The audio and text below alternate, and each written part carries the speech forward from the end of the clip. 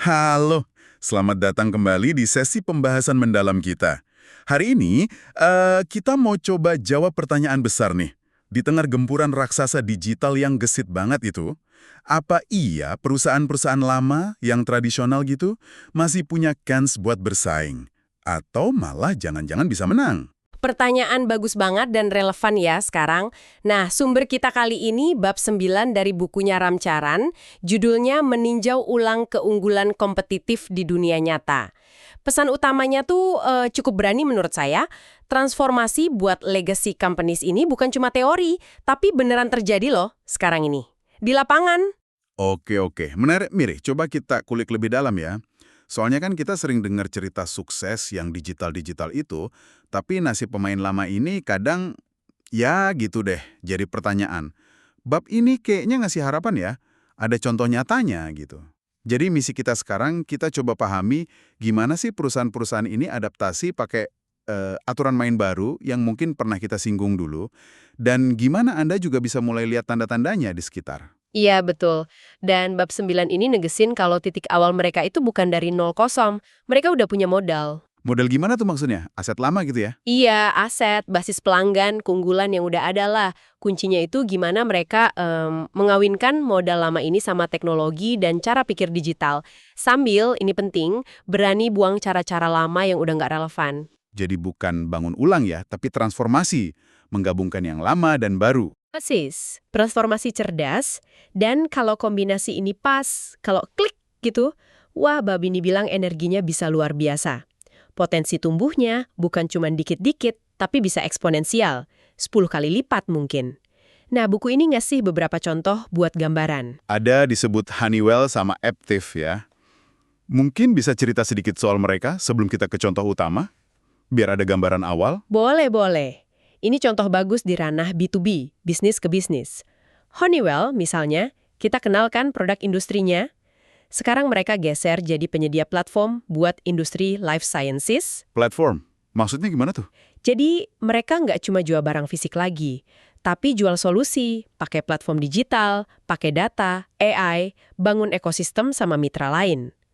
Keahlian lama di industrinya tetap dipakai, tapi dibungkus ulang jadi solusi digital.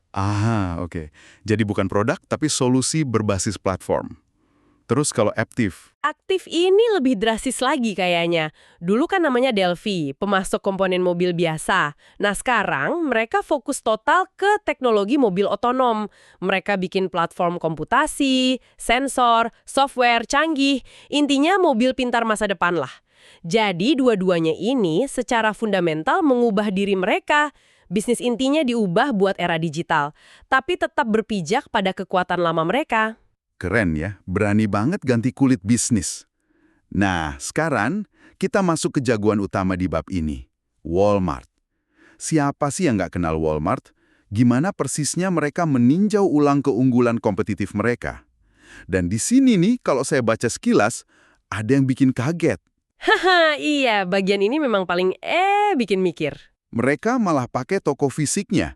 Di zaman serba digital gini, kok malah balik ke fisik? Bukannya itu kayak mundur? Nah, justru di situ kunci strateginya yang disorot buku ini. Kontraintuitif banget kan? Ribuan supercenter mereka, ada 3.571 katanya, itu nggak dilihat sebagai beban. Atau aset kuno, malah diubah jadi hub. Jadi pusat aktivitas baru yang punya nilai tambah. Aset fisik yang sering dianggap kelemahan, malah jadi senjata unik, yang susah ditiru pemain digital murni. Pusat aktivitas. Contohnya gimana? Bukan cuma buat belanja kan jadinya? Jauh lebih dari itu. Contoh paling jelasnya itu klinik kesehatan. Mereka buka prototipe klinik di salah satu toko di Georgia. Idenya, bikin layanan kesehatan dasar yang preventif, kayak tes darah, ronsen, periksa mata, nanti mungkin gigi atau perawatan hewan, yang murah dan gampang banget diakses. Kenapa gampang? Ya karena ada di tempat orang udah biasa datang belanja.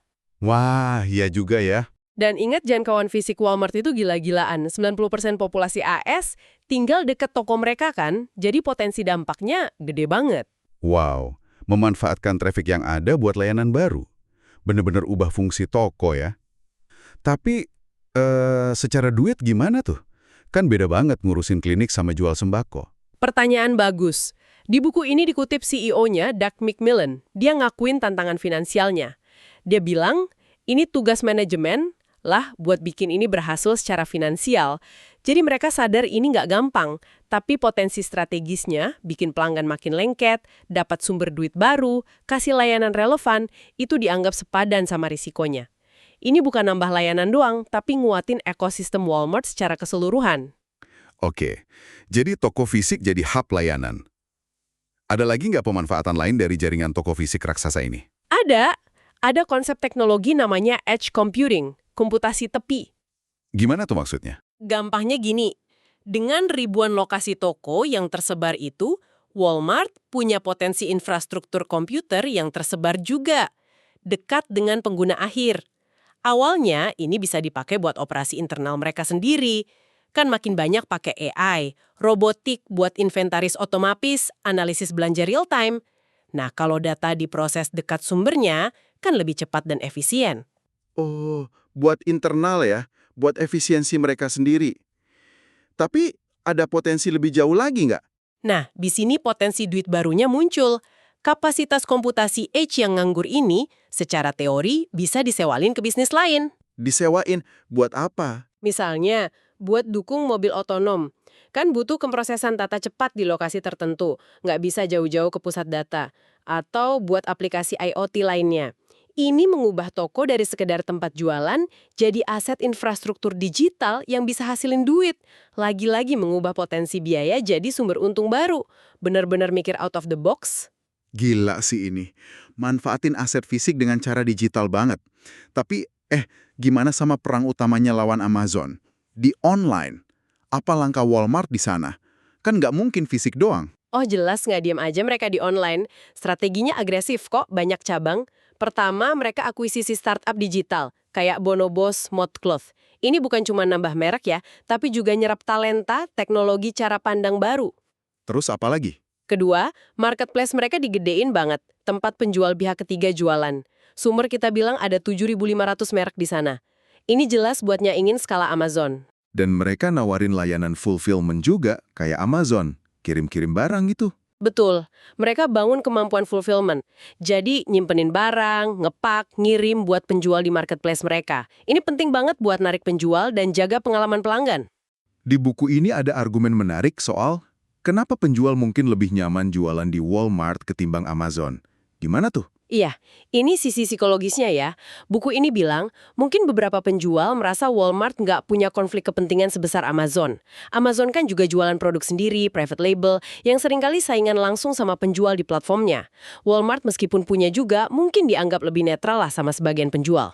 Masuk akal juga sih. Selain itu, ya tentu aja, data transaksi online dan offline yang segunung itu setelah dianonimkan jadi aset berharga. Bisa dianalisis buat tren, atau bahkan dijual ke pengiklan. Mirip lah sama model bisnis platform digital lain. Jadi model bisnisnya benar-benar nyambung ya, fisik dan digital. Cari duit dari aset yang ada. Tapi kan semua ini nggak bakal jalan kalau orang dan budayanya nggak berubah. Gimana buku ini bahas transformasi mesin sosial di raksasa kayak Walmart? Susah pasti kan? Nah, ini dia. Aspek ini ditekankan banget sebagai kunci sukses. Teknologi canggih tanpa orang yang siap ya percuma. Walmart ambil langkah gede di sini. Pertama, rekrut talenta teknologi top. Contohnya Suresh Kumar yang pengalamannya di Microsoft, Google, Amazon. Dijadiin CTO. Ini kan ngasih sinyal kuat. Kita serius soal teknologi. Tapi kan karyawan lama ada ratusan ribu. Nggak mungkin diganti semua kan? Jelas nggak mungkin. Makanya investasi besar lainnya di situ. Mereka bangun sekitar 200 akademi pelatihan. Tujuannya gila-gilaan, latih ulang ratusan ribu karyawan. Yang dilatih itu bukan cuma hard skill teknis buat kerjaan baru atau yang berubah karena digitalisasi, tapi juga soft skill yang penting banget sekarang. Coaching, komunikasi, adaptasi. Ini upaya masif buat naikin kemampuan internal. Wah, ini kayaknya lebih dari sekedar training teknis ya. Ini udah ubah budaya kerja. Banget. Sampai tujuan perusahaan atau purpose-nya aja diperluas. Dulu kan fokusnya menghemat uang orang, save people money. Sekarang ditambahin jadi nilai, kemudahan, dan kesenangan pas belanja. Ini nunjukin pergeseran. Dari cuma soal harga murah, jadi bangun pengalaman pelanggan yang lebih kaya, lebih enak, baik online maupun offline. Kepemimpinan CEO-nya Doug McMillon kayaknya penting banget ya buat dorong ini semua. Padahal dia kan orang dalam Walmart, latar belakangnya tradisional. Kok bisa dia pimpin perubahan seradikal ini? Buku ini nyorot kemampuan adaptasi Macmillan dan fokusnya yang gila-gilaan ke pelanggan. Ada kutipannya yang terkenal tuh, kalau pelanggan nggak mau toko, ya kita nggak akan punya toko. Ini nunjukin dia berani mempertanyakan asumsi dasar demi pasar, nggak kejebak masa lalu. Dia juga secara sadar dorong cara pikir digital di pimpinannya, kayak pas nunjuk John Furner jadi CEO Walmart AS. Dia ngakuin tantangan finansialnya, tapi tetap ngotot sama visi gabungan fisik digital ini ya. Apa sih yang bikin kombinasi ini bisa jadi senjata baru Walmart? Kombinasi itu intinya, aset fisik yang dihidupkan lagi jadi hub layanan dan infrastruktur digital, edge computing, kekuatan digital yang terus dibangun lewat akuisisi dan pengembangan internal, data pelanggan lintas kanal yang kaya banget, dan satu lagi yang nggak kalah penting, potensi sentuhan manusiawi lewat karyawan di toko. Ini mungkin susah ditiru pemain digital murni. Nah, gabungan unik inilah kalau dieksekusi benar, yang menurut buku ini bisa jadi formula Walmart buat nggak cuma bertahan, tapi malah bisa balik unggul di era digital. Jadi pelajaran utamanya apa nih dari bab 9 ini? Kayaknya implikasinya ruas ya, bukan buat Walmart aja. Betul banget. Ini bukan cuma studi kasus. Ini bukti nyata gimana prinsip-prinsip aturan main baru yang mungkin kita bahas di bab-bab lalu itu beneran jalan di dunia nyata. Kita lihat gimana Walmart mikirin ulang pengalaman konsumen, aturan #1. Gimana mereka pakai algoritma dan data gede-gedean, #2. Bangun ekosistem sama mitra dan penjual, #3. Bikin cara dapat duit baru dari aset yang ada, #4. Ngubah mesin sosialnya orang, struktur budaya, #5. Dan semua ini digerakin sama pemimpin yang adaptif dan berani, #6. Jadi bab ini kayak ngomong ke perusahaan-perusahaan lama gitu ya. Hei, transformasi itu susah, mahal, banyak tantangan, tapi bukan nggak mungkin loh. Persis. Dan ini pesan penting buat Anda yang dengerin. Transformasi digital itu bukan cuma buat startup teknologi.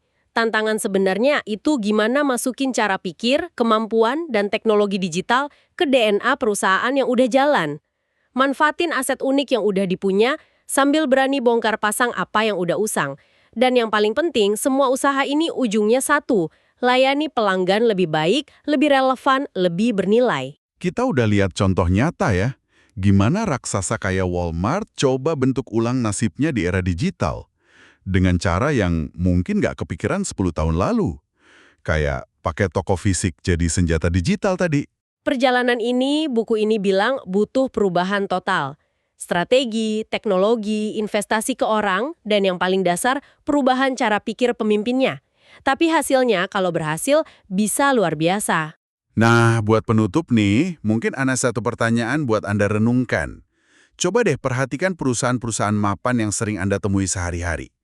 Bank langganan Anda, maskapai, atau mungkin tempat Anda kerja. Coba lihat pakai kacamata pembahasan kita hari ini. Lebih dalam dikit, kelihatan nggak sih tanda-tanda transformasi fundamental kayak Walmart tadi?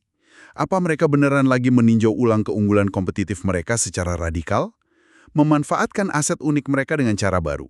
Atau cuma polesan di luar aja? Sekedar digitalisasi proses lama?